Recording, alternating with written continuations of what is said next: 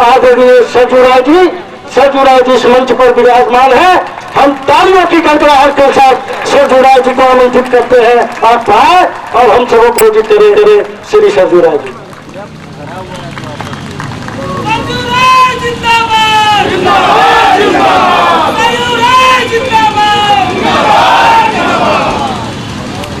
आदरणीय सभा के अध्यक्ष श्री के लुंगटा जी, डॉक्टर स्वामी जी, गोविंद जी और मंच पर बैठे सभी महानुभावगण और इस रैली में धनबाद और बगल के जिले बोकारो और गिरिडीह से आए हुए मेरे साथियों, मित्रों, हम लोगों ने इस रैली का आयोजन 5 जून को किया है और सभी वक्ताओं भ्रष्टाचार के खिलाफ आंदोलन था और महंगाई के खिलाफ आंदोलन था। जेपी ने कहा कि केवल शासन बदल देने से भ्रष्टाचार दूर नहीं हो सकता है, हमको व्यवस्था में परिवर्तन करना चाहिए। आज कई समूह भ्रष्टाचार के खिलाफ संघर्ष कर रहे हैं। अन्ना जी और बाबा रामदेव 2 प्रमुख आचार्य जी ऐसे हैं जिनका कहना है कि अभी जो कानून है उसको लेकर ही हम भ्रष्टाचार के खिलाफ लड़ाई लड़े। जब कानून बन जाएंगे लोकपाल का काला धन लाने का तो हम उसका उपयोग करेंगे। और आज बहुत सारे लोग हैं जो इनके इस विचारों के साथ हैं। हम सभी व्यवस्था के भीतर रहकर काम कर रहे हैं। हम सभी का जुड़ाव राजनीतिक, अर्ध राजनीतिक, सामाजिक संगठनों से है। जो लोग व्यवस्था से बाहर होकर लड़ाई लड़ रहे हैं उनको भी ये सोचना चाहिए कि जयप्रकाश जी ने 38 साल पहले जिन बातों को कहा था भ्रष्टाचार और महंगाई के खिलाफ संघर्ष के लिए, उन पर गौर करना चाहिए। कोई भी लड़ाई व्यवस्था के बाहर होगी और 2014 में या उसके पहले चुनाव होगा तो कौन चुनाव लड़ेगा? जो व्यवस्था के भीतर बैठे हुए हैं। जो इस देश में कुल 1117 छोटी बड़ी पार्टियां चुनाव आयोग में रजिस्टर्ड हैं, उनके ही लोग चुनाव लड़ेंगे। और व्यवस्था के भीतर बदलाव नहीं होगा तो केवल व्यवस्था के बाहर बदलाव के लिए संघर्ष करने का इशारा जनता समझ भी जाएगी तो उस इशारे को कार्यरूप कैसे देगी? आज मैं इस मंच से स्वामी जी, गोविंद जी और आप लोगों के सामने 2 बातें रखना चाहता हूं व्यवस्था के परिवर्तन के संदर्भ में। आज राजनीति में क्या हो रहा है कि जब भी कोई चुनाव आता है और किसी को अपने दल से टिकट नहीं मिलता है तो दूसरे दल में चला जाता है, वहां से टिकट लेता है, दूसरा तीसरे में, तीसरा चौथे में जाता है। और ऐसे उछल कूद करने वालों को पार्टियां टिकट देती हैं। इसके अलावा जो बाहुबली हैं, धन बल से मजबूत हैं, वे भी अंत समय में पार्टियों के सामने आते हैं और पार्टियां सोचती हैं कि ये आदमी जीतने की क्षमता रखता है, इसको अपना टिकट दे दो, सिंबल दे दो। और ऐसे ही लोगों से पिछले 20-25 वर्षों में विधानसभाएं और लोकसभा बढ़ती जा रही है, उसका नतीजा हम देख रहे हैं। मैं तो कहता हूं कि उन्हें छोटा संशोधन चुनाव के कानून में किया जाए। भारत की सरकार जो दल पंजीकृत है चुनाव आयोग के साथ, उनके लिए कानून बनाए कि ये सभी दल अपने सक्रिय सदस्यों की सूची हर साल चुनाव आयोग को सौंपेंगे, जैसे कोई व्यवसायी अपना income tax return income tax के सामने सौंपता है। और जो व्यक्ति कम से कम 3 साल से किसी पार्टी का सक्रिय सदस्य है, उसी को वह पार्टी चुनाव में खड़ा कर सकती है। ये छोटा संशोधन हो जाएगा तो पार्टी का कार्यकर्ता कम से कम 3 साल तक पार्टी में सक्रिय रूप से काम करने वाला ही चुनाव लड़ सकता है। कोई अपराधी अंत समय में नहीं आएगा, कोई बाहुबली अंत समय में नहीं आएगा, कोई दलबदलू अंत समय में नहीं आएगा। और एक नहीं, सभी पार्टियों पर लागू होगा। क्या हर जगह इसको लागू कर देने में अच्छे लोग आएंगे? छोटा परिवर्तन ये विधान सभा लोकसभा के लिए हो जाए, अच्छी विधानसभा बनेगी, अच्छी लोकसभा बनेगी तो अच्छा शासन होगा। उसी तरह से जो अपराध के मामले हैं, भ्रष्टाचार के मामले हैं, इनके बारे सीआरपीसी में तय हो जाए, परिवर्तन किया जाएगा, कानून बना दिया जाए कि जब से आरोप की जांच शुरू होती है उसके 2 साल के भीतर निचली अदालत ट्रायल करके उसके अपराध का फैसला कर देगी। ये 2 चीजें हो जाती हैं तो 2 साल के भीतर जो अपराधी है, लुटेरा है, भ्रष्टाचारी है, उसको सजा मिल जाएगी। और 2 साल से ज्यादा किसी को सजा मिलेगी तो वह चुनाव नहीं लड़ सकता है। यह भी चुनाव में बना हुआ नियम है। तो चुनाव को अपराधियों से, भ्रष्टाचारियों से मुक्त करने का इससे अच्छा तरीका क्या हो सकता है? तो व्यवस्था में बैठकर लड़ने वालों के लिए लड़ाई ज्यादा कठिन होती है। व्यवस्था के बाहर केवल आदर्शवादी बातें कह देने से और केवल 1-2 कानून बनाकर भ्रष्टाचार को जड़ मूल से समाप्त कर देंगे, ये संभव नहीं हो सकता। कोई भी कानून बनेगा, लोकपाल भी बन जाएगा और काला धन वापस लाने का अध्यादेश या कानून भी बन जाएगा, तो जांच होगी, एफआईआर के बाद चार्जशीट जमा होगा, चार्जशीट के बाद फिर इसी कोर्ट में मुकदमा शुरू होगा। चारा घोटाला का उद्भेदन 1996 में हुआ। आज तक जो महत्वपूर्ण मामले हैं जिसमें राजनीतिक दल के लोग अपराधी हैं, उन मामले का ट्रायल पूरा नहीं हो सका है। एविडेंस एक्ट में और एक जो छिद्र है उसका लाभ लेकर सारे के सारे अपराधी 16 साल, 20 साल, 25 साल तक मुकदमा खींचते हैं, जबकि उनको 2 साल से ज्यादा सजा होने वाली है। चारा घोटाला में किसी को भी 5 साल, 3 साल से कम सजा नहीं हुई है। 2 करोड़ रुपया तक जुर्माना हुआ है। तो इनका भी ट्रायल हो गया होता तो इनको भी 2 साल से ज्यादा सजा होती और ये लालू प्रसाद जैसे लोग जो भ्रष्टाचार के आरोपी हैं, ये चुनाव नहीं लड़ सकते। ये संशोधन नहीं होंगे, व्यवस्था के भीतर बदलाव नहीं होगा और व्यवस्था के बदलाव के लिए राजनीतिक व्यवस्था के भीतर खड़े हुए लोग आवाज जब तक नहीं उठाएंगे तो ऊपर नहीं डाल सकेगा। आज क शासन में बैठा है, उसके खिलाफ आरोप लगेंगे, ख शासन में बैठेगा कल और ख वही काम करेगा जो ग करते आ रहा है। और व्यवस्था के बाहर बैठकर भीड़ जुटाकर आंदोलन करना, जनता को झोंकने का जो काम करते हैं, वे सफल नहीं हो पाएंगे। तो कैसे चलेगा? जयप्रकाश जी कहते थे, जयप्रकाश जी ने सभी राजनीतिक दलों को अपने साथ लिया था और दलों में बदलाव करा था। 4 बड़े दल मिलकर उस समय एक दल बने थे। जन दबाव में परिवर्तन हुआ था, इमरजेंसी में यह परिवर्तन हुआ था और लोकतंत्र की बहाली हुई थी। मित्रों, इस रैली के माध्यम से हम लोग मुख्य रूप से भ्रष्टाचार हटाने की मांग करते हैं, जिसके बारे में गोविंद जी, स्वामी जी विस्तार से बताएंगे। दूसरा मामला इस क्षेत्र का कोयलांचल क्षेत्र से जुड़ा हुआ है। प्रदूषण की भारी समस्या है। जो इन्वायरमेंट प्रोटेक्शन एक्ट है उसका खुला उल्लंघन हो रहा है। बड़े लोग कर रहे हैं, दबंग लोग कर रहे हैं। दामोदर जैसा नद पूरी तरह से विषाक्त पानी हो चुका है। पानी कहीं पीने लायक नहीं है। धनबाद इस देश का सबसे ज्यादा प्रदूषित शहर हो गया है। और प्रदूषण फैलाने वाले कौन है? जो मुट्ठी भर पढ़े लिखे ब्रिलियंट माइंड के लोग हैं, जो आईआईटी से पढ़ के आते हैं और बीसीसीएल, सीसीएल, डीवीसी में इंजीनियर, चीफ इंजीनियर बनते हैं। जो इंडियन इंस्टीट्यूट ऑफ मैनेजमेंट से पढ़ के आते हैं, जनरल मैनेजर और सीजीएम बनते हैं। ये मुट्ठी भर लोग अपना कर्तव्य पालन नहीं कर रहे हैं, ये भ्रष्टाचार कर रहे हैं।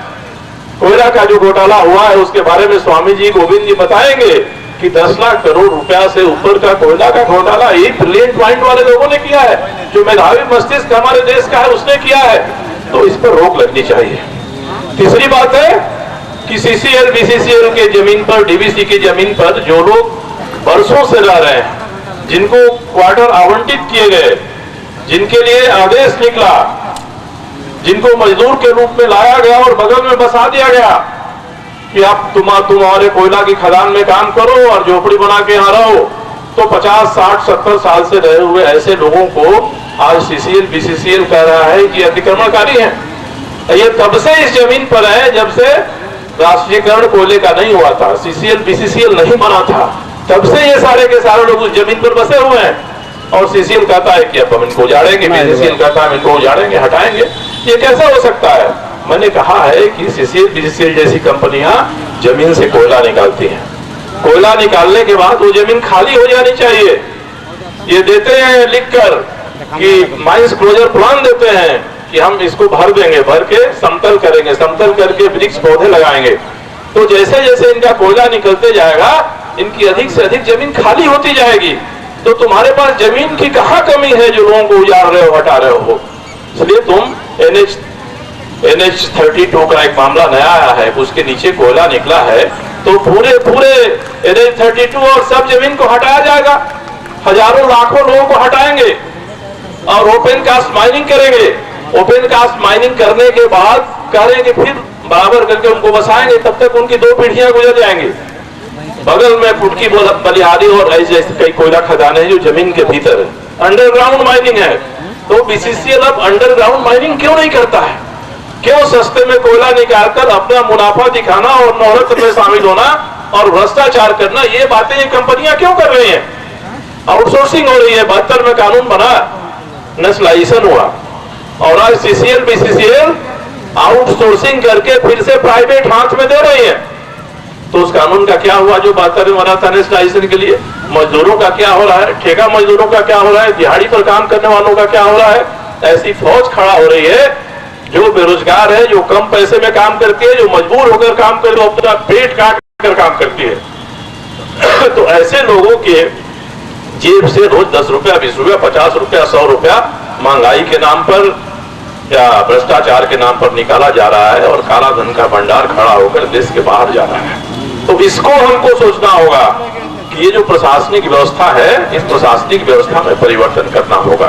तो ये कुछ मांगे हैं। एक और मांग जो जिसके साथ हम लोग का भावनात्मक लगाव है, 1974 के आंदोलन के बाद इमरजेंसी आ गई देश में। ऐसे कानून बने जिसमें हाईकोर्ट तक मीसा DIR में जमानत नहीं हो सकती। इसके बावजूद लोगों ने इमरजेंसी हटाकर फिर से लोकतंत्र बहाल करने के लिए लड़ाइयां लड़ी, सत्याग्रह किया, जेल गए। और वैसे लोगों को बिहार में नीतीश कुमार ने एक सम्मान पेंशन दे दिया है। हम तो कहते हैं पेंशन मत दीजिए, कम से कम सम्मान तो दीजिए। जो 1974 आंदोलन के 2,500, 3,000, 4,000 लोग झारखंड में है, बिहार झारखंड एक रहता तो उनको सम्मान मिला होता। तो यहाँ की सरकार भी इनको सम्मानित करे, कोई ताम्रपत्र जैसा चीज बना कर दे कि आजादी को फिर से बहाल करने के लिए जो आंदोलन शुरू हुआ था, उस आंदोलन में ये लोग थे और इन्होंने ये लड़ाई लड़ी थी।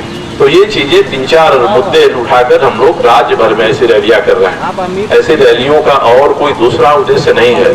जन जागरण, जन चेतना, लोग खड़ा हो, व्यवस्था के खिलाफ खड़ा हो और भ्रष्टाचार के मामले में ये सोचकर खड़ा हो कि इसमें अपना और पराया नहीं चलेगा। अपना भ्रष्ट तो उस पर जांच हो जाए, जांच होने के बाद कोर्ट फैसला करे तब हम सोचेंगे।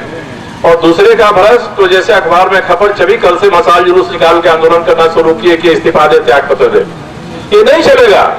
इसके लिए आंतरिक व्यवस्था में सुधार करना होगा और इसके लिए उन्हीं को खड़ा होगा जो इस व्यवस्था में है। अपना पराया तेरा मेरा की बात भ्रष्टाचार के मामले में चलेगी तो कभी भी भ्रष्टाचार हटाने की मुहिम कोई भी शुरू करे वो मुहिम पूरा नहीं हो सकेगी।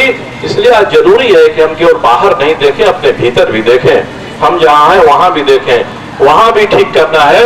इसलिए ऐसे आंदोलनों को हम लोग, ऐसे अभियान को, ऐसी रैलियों को इसी संदर्भ में लिया जाना चाहिए। कोई अगर इससे दूसरा मैसेज ग्रहण करने की कोशिश करता है या अपने आप के मन में भ्रम पालता है कि इसका उद्देश्य कुछ है, तो उससे बड़ा वितंडावादी और कोई नहीं हो सकता है। इसलिए ऐसे लोगों को समझना चाहिए कि हम जयप्रकाश नारायण जी के कहे अनुसार व्यवस्था में परिवर्तन चाहते हैं। हम घर में दिया जलाकर चले तभी मंदिर में दिया जलाने की कोई सार्थकता है, नहीं तो बिना घर में दिया जलाए मंदिर में दिया जलाकर हम पाखंड करें, इसका कोई अर्थ नहीं है। इसलिए इस रैली से एक सार्थक संवाद जाएगा, मानना चाहिए, लोगों को ग्रहण करना चाहिए और जब लोग ग्रहण करेंगे तो सार्थक परिवर्तन होगा। जिनको ऐसी रैलियों से भय लगता है, जो व्यवस्था के हिस्सा बने हुए हैं, जो उस पर कायम रहना चाहते हैं, वैसे लोगों के साथ हमारी या हमारी लड़ाई में साथ रहने वालों की कोई सहानुभूति नहीं है और हम उनको गया गुजरा मरा हुआ व्यक्ति मानते हैं जो इस व्यवस्था में रहकर अपना निहित स्वार्थ पालन करना चाहते हैं। व्यवस्था में रहकर जड़ जमाकर बुराइयों के ऊपर मंजिल, 1 मंजिला, 2 मंजिला, 2 टायर, 3 टायर, पंचायत से लेके जिला परिषद, विधानसभा, संसद तक जो सीढ़ी बनाना चाहते हैं, वैसे लोगों के प्रति कोई सहानुभूति नहीं होनी चाहिए। और इस तरह के लोगों की मानसिकता बदलने का ये आंदोलन है, ये जनचेतना रैली का ये एक उद्देश्य है। मित्रों, आज हम लोगों के बीच में माननीय गोविंद जी हैं, डॉक्टर स्वामी हैं, समय कम है, इनको राजधानी ट्रेन से जाना है, इसलिए मैं उम्मीद करता हूं खास करके पत्रकार मित्रों से, मीडिया के साथियों से कि इस रैली में जो बातें हो रही हैं वो सही संदर्भ में आम लोगों तक पहुंचे और इस झारखंड में भी एक नया मौसम आए और ये नारा लगे कि व्यवस्था बदलो, झारखंड बदलेगा। बहुत बहुत धन्यवाद। और हम सबों का मार्गदर्शन करें। इस सभा के अध्यक्ष रुद्रा जी, मेरे पुराने मित्र सरजू राय और गोविंद आचार्य, मंच में उपस्थित इस आंदोलन के नेतागण और झारखंड और विशेष धनबाद के आदरणीय नागरिकों, मेरा ट्रेन पहले जाएगा, इसलिए मैंने अनुमति ले ली गोविंद से कि मैं उनके पहले बोलूंगा। आज हम जयप्रकाश नारायण को स्मरण करते हैं। उन्होंने जो जून 5 तारीख को पटना के गांधी मैदान में संपूर्ण क्रांति की आह्वान की थी। मेरा परिचय जयप्रकाश जी से 1968 से हुई, जब मैं अमेरिका में प्राध्यापक था अर्थशास्त्र का, और वो अमेरिका दौरा में आए थे। उस समय वो सर्वोदय में थे और राजनीतिक चित्र में उनका नाम कहीं नहीं दिखता था। लेकिन जब वो मेरी यूनिवर्सिटी हार्वर्ड यूनिवर्सिटी पहुंचे तो यूनिवर्सिटी ने मुझसे कहा कि उनकी 3 दिन की जो स्टे है उस पर उनका देखभाल करें। तब मेरा परिचय उनसे हुआ। मैं तो उनको जानता था नाम से और मुझे ये गर्व था कि मैं उनका देखभाल करने के लिए मुझे एक मौका मिला। जेपी ने मुझसे कहा कि जब भी आप हिंदुस्तान वापस आएंगे तब कुछ अपनी पढ़ाई की काम शुरू करने के पहले सर्वोदय में थोड़े दिन रहकर जाएंगे, ये वचन करिए। मैंने वचन दिया और जब 1 साल के बाद हम इंडिया लौटा IIT में प्रोफेसर बनने के लिए, तो 6 महीने के लिए मैंने सर्वोदय के काम मदुरई नगर, जो मेरा घर है तमिलनाडु में, वहाँ मैंने बीता। और उसके बाद मैं जयप्रकाश जी को मिलने गया तो उन्होंने पूछा सर्वोदय के बारे आप क्या सोचते हैं। तो मैंने कहा कि इस हिंदुस्तान में सिर्फ सामाजिक काम से लोग प्रभावित नहीं होते। इस हिंदुस्तान में रामायण और महाभारत से एक ही सीखते हैं कि भले आप पद से दूर रहे, लेकिन राजनीति और समाज परिवर्तन दोनों का समन्वय करके ही करना चाहिए। महात्मा गांधी ने भी, भले वो कांग्रेस पार्टी के सदस्य नहीं थे, लेकिन उन्होंने राजनीति पूर्ण किया, समाज में भी परिवर्तन के लिए काम किया। ऐसा ही करना चाहिए। तो उस समय जयप्रकाश जी सहमत नहीं थे, मुझसे थोड़ा गुस्सा भी हो गए थे। मैं 1970 की बात कर रहा हूं। लेकिन 2 साल के बाद उन्होंने मुझे दोबारा बुलाया और उन्होंने कहा कि मैंने आपकी बातों पर सोचकर इसी राय पर पहुंचा हूं कि हमारे देश की आज के परिस्थिति में राजनीति को एक शस्त्र बना करके समाज में परिवर्तन लाना चाहिए। और वहां से ही लोक संघर्ष समिति, उनका आंदोलन में जुड़ना ये शुरू हुआ। मैं तो आखिर तक उनके साथ था और इसीलिए उनके कारण से ही मैं समझता हूं कि आज हम लोग इस देश में लोकतंत्र देख पा रहे हैं। जो भी है लोकतंत्र वो दिखाई पड़ता है। बगल के देशों में कोई लोकतंत्र नहीं है।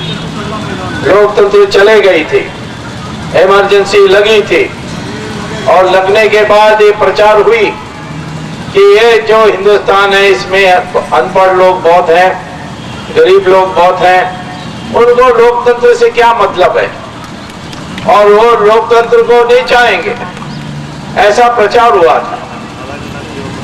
लेकिन जेपी ने मुझसे कहा था कि इस देश में जो गांव में रहने वाले लोग हैं वो अभी पश्चिमीकरण उनका नहीं हुआ है, इसीलिए हमारे जो पुराने सोचें, जो सभ्यता है, वो आज भी गांव में है। इसीलिए हमें विश्वास करना चाहिए हमारी गरीब जनता में कि सही समय पर वो सही निर्णय करेंगे। और यही हुआ। इमरजेंसी अचानक हट गई क्योंकि इंदिरा गांधी ने चुनाव कराया, और चुनाव में ये जो गरीब जनता है जिसके बारे प्रचार होती है कि जाति में बटे हुए हैं, शराब में लेकर वोट दे देते हैं, यही गरीब जनता ने क्रांति दिखाई। और उत्तर प्रदेश और बिहार में जहां सबसे गरीब जनता है इंडिया में, उनके लोगों ने कांग्रेस पार्टी की एक सीट को भी जीतने नहीं दी थी, इंदिरा गांधी को भी हरा दिया। और दुनिया भर में हमारी देश की जय जयकार हुई। तो मुझे तो पूरा विश्वास है कि जिस दिन आपको बात समझ में आ जाएगी, आप कुछ भी कर सकते हैं। कितना भी प्रचार हो, कितना भी टीवी में फोटो आपकी आए। अभी उत्तर प्रदेश चुनाव में रोज हम राहुल गांधी का फोटो देखते थे। अब राहुल गांधी को भावी प्रधानमंत्री के रूप में सारे समाचार पत्रों बोल रहे थे, लेकिन राहुल गांधी इस देश के बारे में कुछ जानता है, ये इसमें मुझे संदेह है। और मैंने एक बार उसकी पत्रकार सम्मेलन सुना जिसमें उन्होंने कहा कि मैं अभी उत्तर प्रदेश से आ रहा हूं, मायावती की सरकार में इतनी हाहाकार मची है कि मैंने लाशों का एक पहाड़ देखा। तो पत्रकार हैरान हुए, सब भागकर गए वहां देखने के लिए, और वो देखा कि वो पहाड़ गोबर की बनी हुई पहाड़ थी, लाशों की नहीं थी। अब ऐसे बुद्धू आदमी हमारे देश के प्रधानमंत्री बनेंगे तो हमारे देश का क्या होगा। लेकिन उत्तर प्रदेश की जनता ने जवाब दे दी। अमेठी में सारे असेंबली सीट्स जो पार्लियामेंट के सीट में है उनके राहुल गांधी के एक एक में हरा दिया, रायबरेली में भी हरा दिया। तो ये हमारी जनता के पास ताकत है कि जब मन बन जाती है तो कुछ भी कर सकते हैं, क्रांति ला सकते हैं। तो इसीलिए हम उस विश्वास के साथ आपको अपने विचार रखने चाहते हैं। दूसरी बात जो अभी सरजू राय ने कही कि हमारी जो व्यवस्था बदलने की बात की अर्थ है कि उसमें सुधार लाने के, हम व्यवस्था के बाहर नहीं रहेंगे जैसे नक्सलाइट्स रहते हैं कि इसको तोड़ो, इसको खत्म करो, ये पूंजीवाद है। ऐसा नहीं कहते। हम कहते हैं कि इसी व्यवस्था में रह करके हम परिवर्तन लाएंगे और समाज जो आना आवश्यक परिवर्तन वो भी करेंगे। 2 साल पहले मुझे लोगों ने कहा कि कोई मंत्री अंदर नहीं जाएगा जेल में, कभी नहीं हो सकता, हमारे देश में कोई बड़ा आदमी पकड़ा नहीं जा सकता। और मैंने जाकर सिर्फ एक चिट्ठी लिखी, क्योंकि किसी मंत्री को सजा देनी है या केस चलनी है तो अनुमति लेनी होती है प्रधानमंत्री से, क्योंकि नहीं तो सब लोग मंत्रियों के ऊपर रोज कुछ ना कुछ अर्जी डालते रहेंगे। तो कोई होना चाहिए जो छांटेगा किसमें दम है किसमें दम नहीं। परंतु हमारे प्रधानमंत्री को चिट्ठी लिखने का कोई फायदा नहीं था, क्योंकि वो प्रधानमंत्री नाम का ही है, वो फैसला नहीं कर सकता, ऐसे महत्वपूर्ण फैसला नहीं कर सकता। मैं तो उसको व्यक्तिगत बहुत अच्छी तरह जानता हूं। मैंने चिट्ठी लिखी, दूसरा चिट्ठी लिखी, 5 चिट्ठी लिखी। लोगों ने कहा जब प्रधानमंत्री नहीं मानेगा, आपकी चिट्ठी की लापरवाही करेगा तो कुछ नहीं होने वाला राजा का। तब मैं सुप्रीम कोर्ट गया, जो धारा 32 के अंतर्गत कोई भी जा सकता है। आर्टिकल 32 के अनुसार सब अपने मूलभूत अधिकार के लिए सीधा सुप्रीम कोर्ट जा सकते हैं। तो मैं सुप्रीम कोर्ट में जाकर कहा मैं सिर्फ प्रधानमंत्री से जवाब चाहता हूं, ये मेरा अधिकार है कि इस देश में भ्रष्टाचार मिटाना, और इसीलिए मैं प्रधानमंत्री से चिट्ठी जवाब चाहता हूं। तब सुप्रीम कोर्ट ने पहली बार हमारे देश के इतिहास में प्रधानमंत्री को नोटिस पूछा और पूछा क्यों जवाब नहीं दिया एक चिट्ठी के लिए। ये पहली बार हमारे देश में हुआ।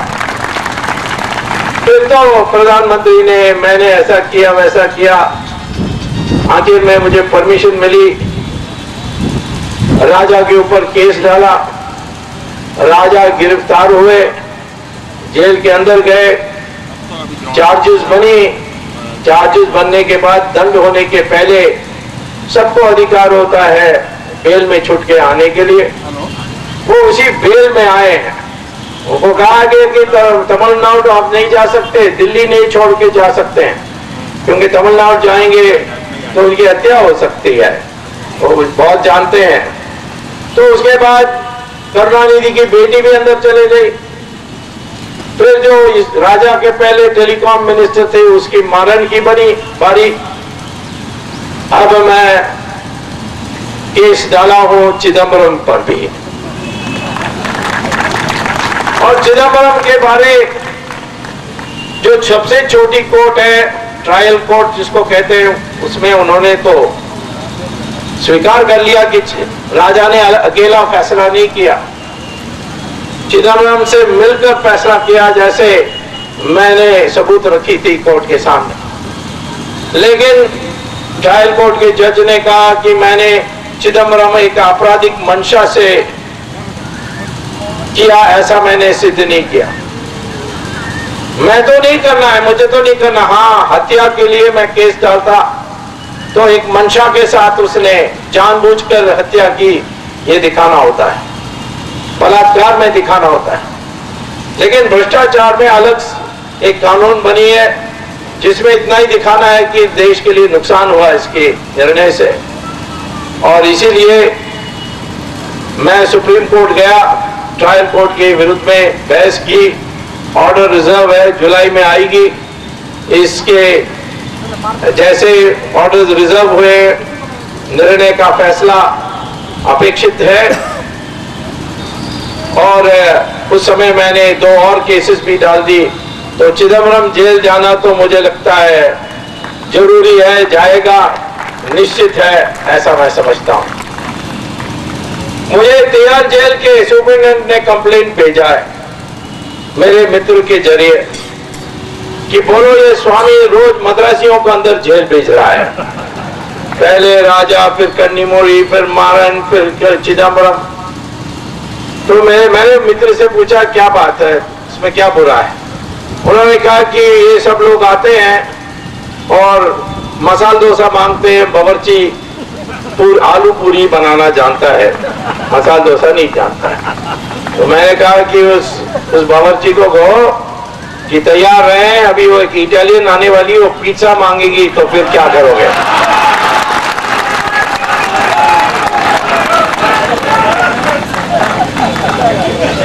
हमारे देश में भ्रष्टाचार तीव्र गति हुई है इस सोनिया गांधी के कारण।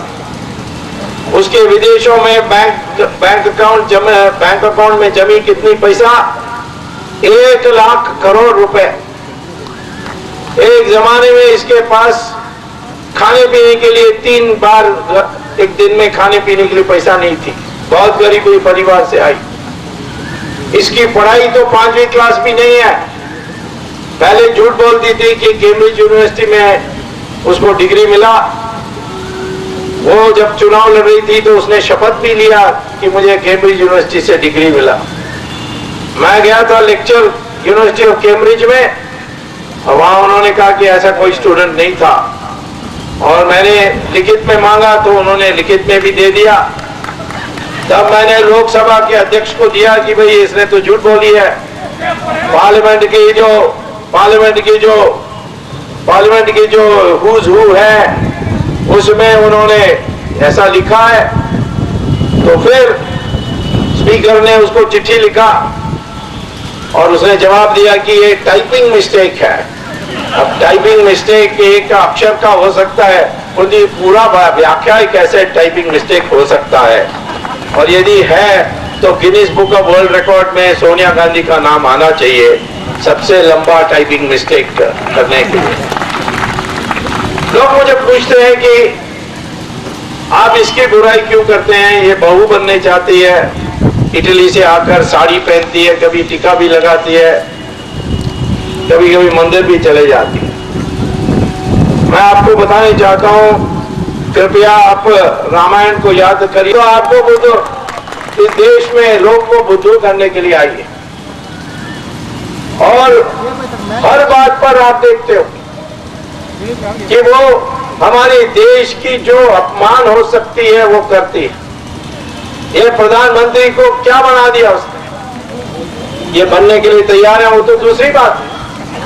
लोग मुझे पूछते हैं कि प्रधानमंत्री के पद के पास इतनी शक्ति होती है, ये प्रधानमंत्री उस शक्ति को उपयोग क्यों नहीं करते?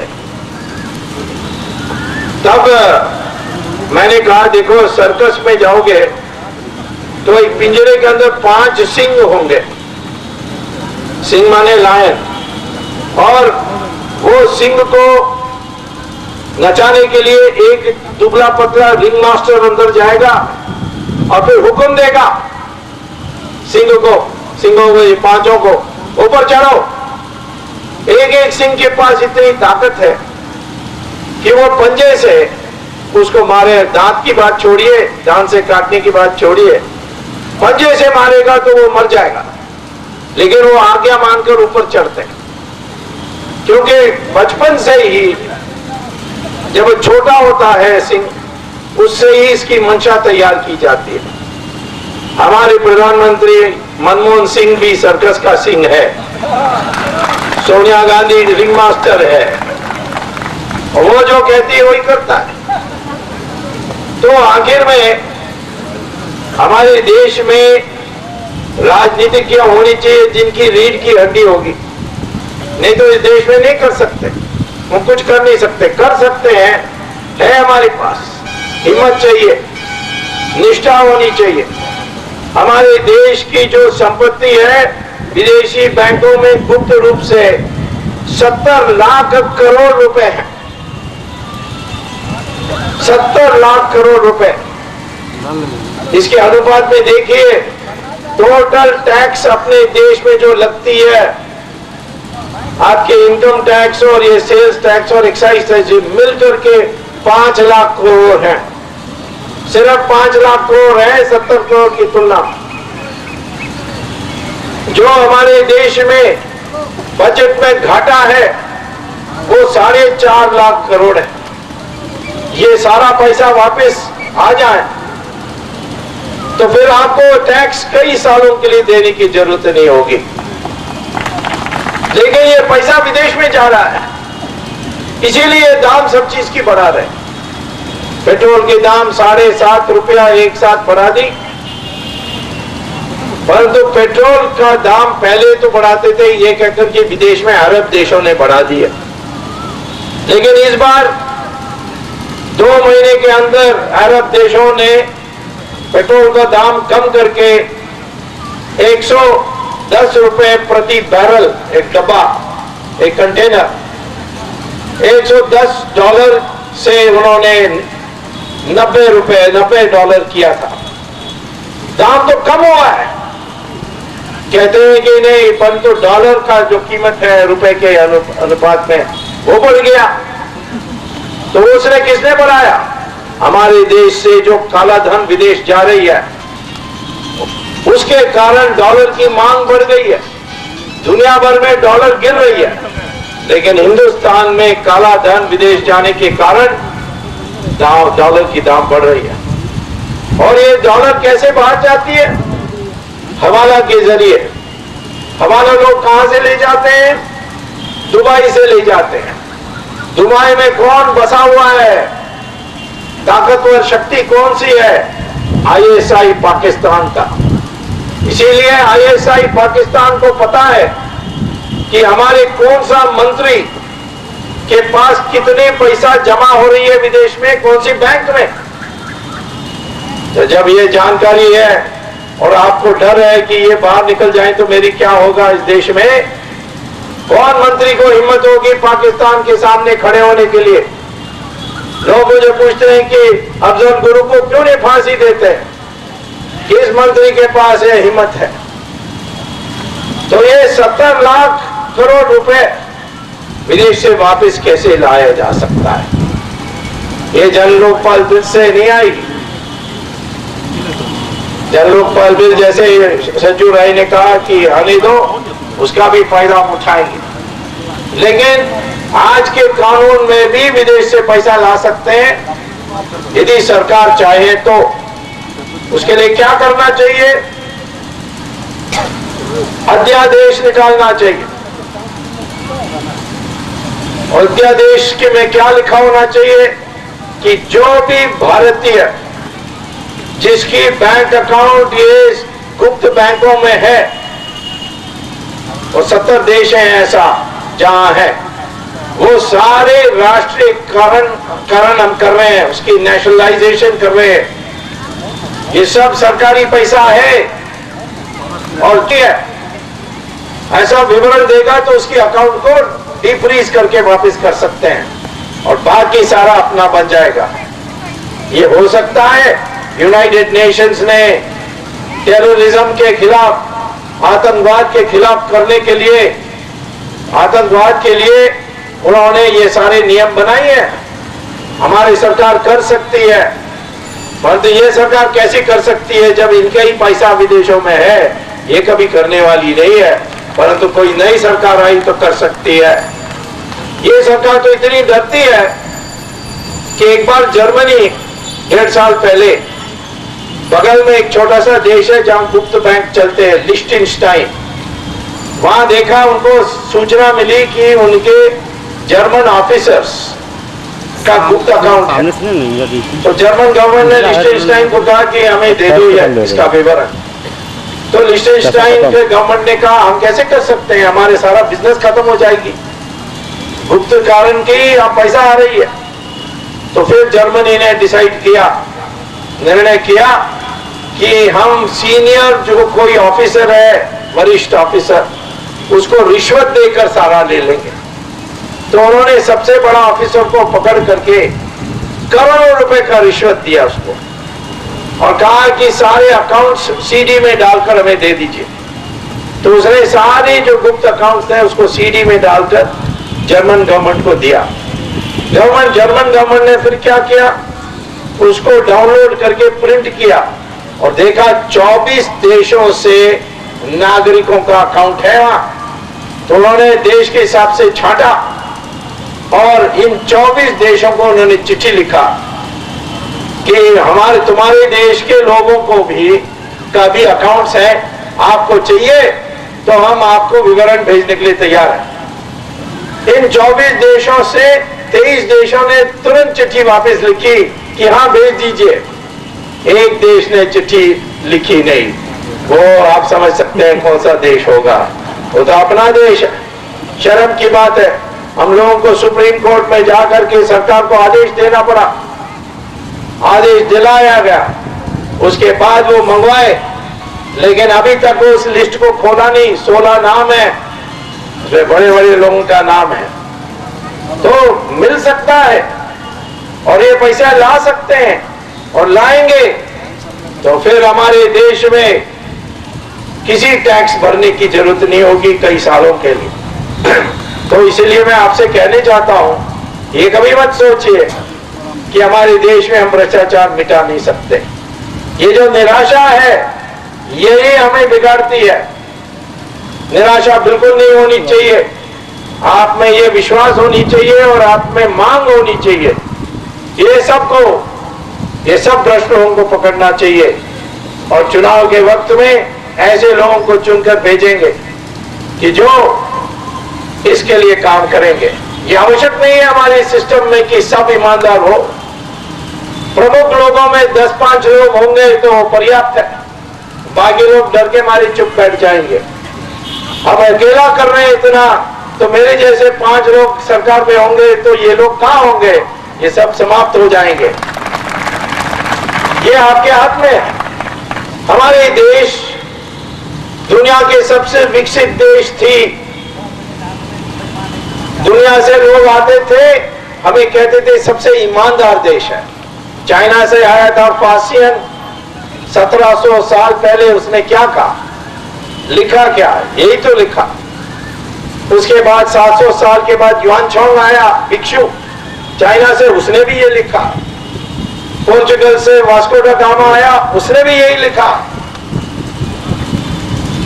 और फिर मार्क ट्वेन आए थे अमेरिका में, उसने भी ये लिखा। 600 साल तक पहले हमारे देश को दुनिया में सबसे ईमानदार देश माना जाता था, क्योंकि हमारे देश में ईमानदारी इसीलिए होती थी क्योंकि हमने पैसे के आधार पर समाज को रचना नहीं की। असली सनातन धर्म, हो सकता है दूसरे धर्म में भी है, परंतु मैं तो सनातन धर्म ही जानता हूं। और सनातन धर्म की मूल्यों को वापस ला करके, ये जो लालच है पैसे के लिए कि पैसे के आधार पर मैं समाज में प्रतिष्ठा पाऊंगा, जितना पैसा है उतनी प्रतिष्ठा मिलेगी, ये खत्म करनी चाहिए।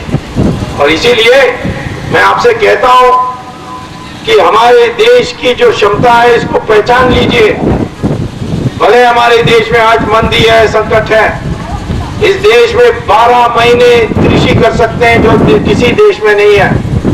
अमेरिका में 5 महीने के लिए हिम गिरती है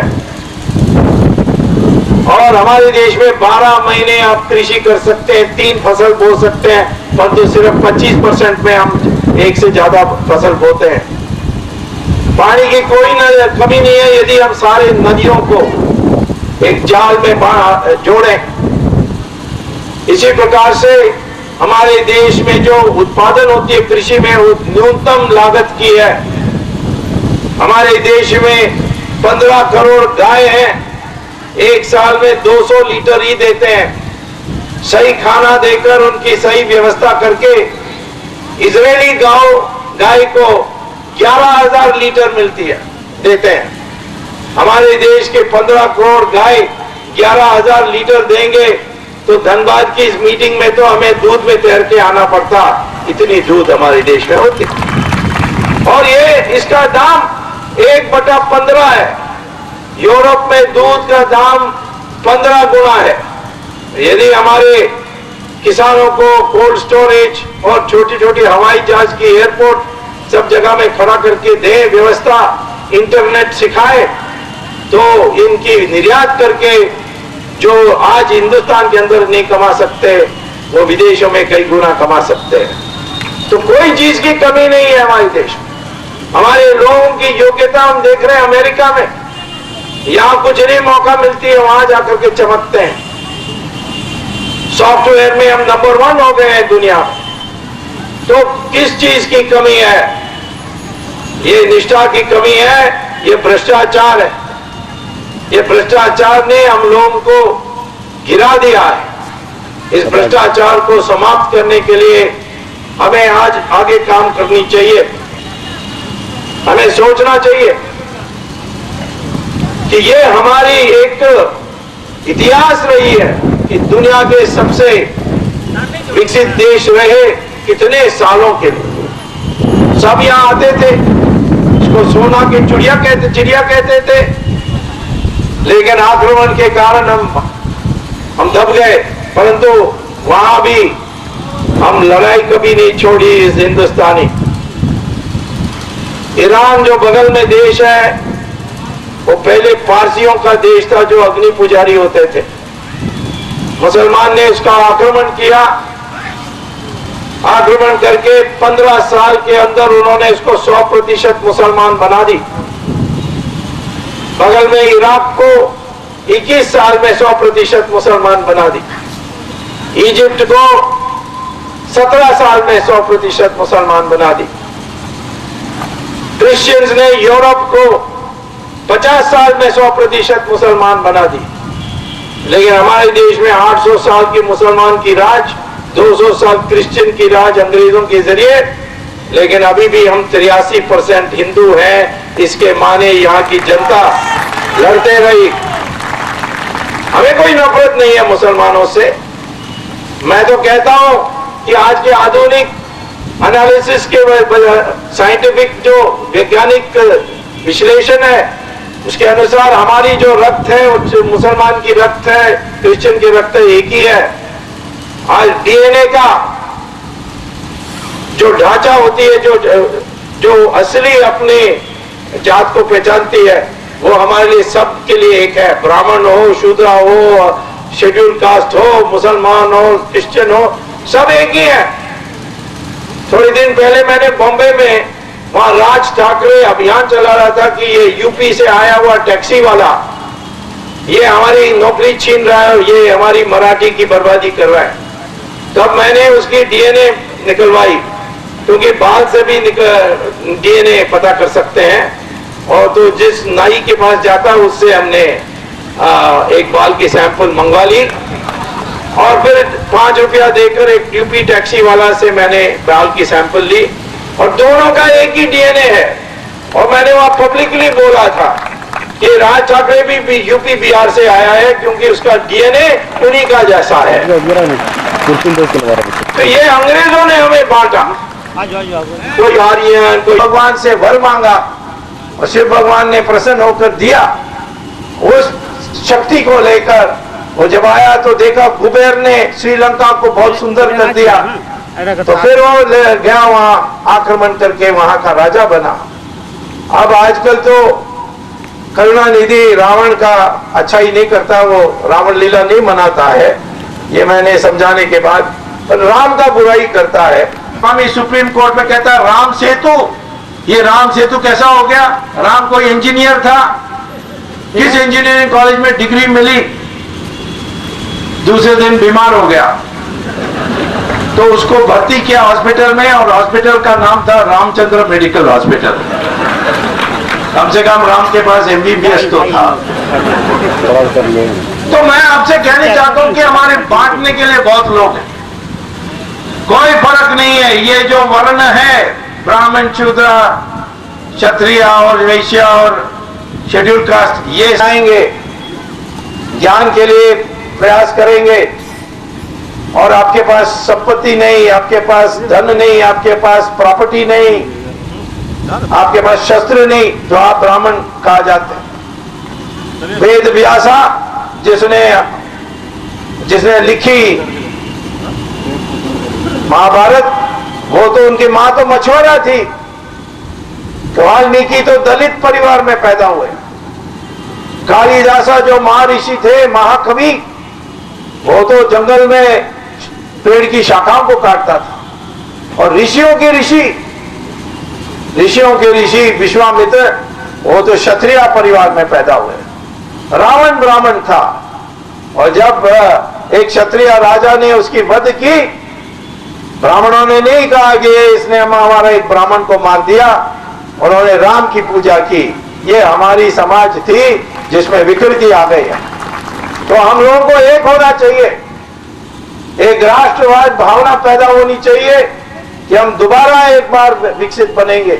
हमारे पास है कुछ, सब कुछ, सिर्फ हमारी चेतना में कोई प्रॉब्लम है।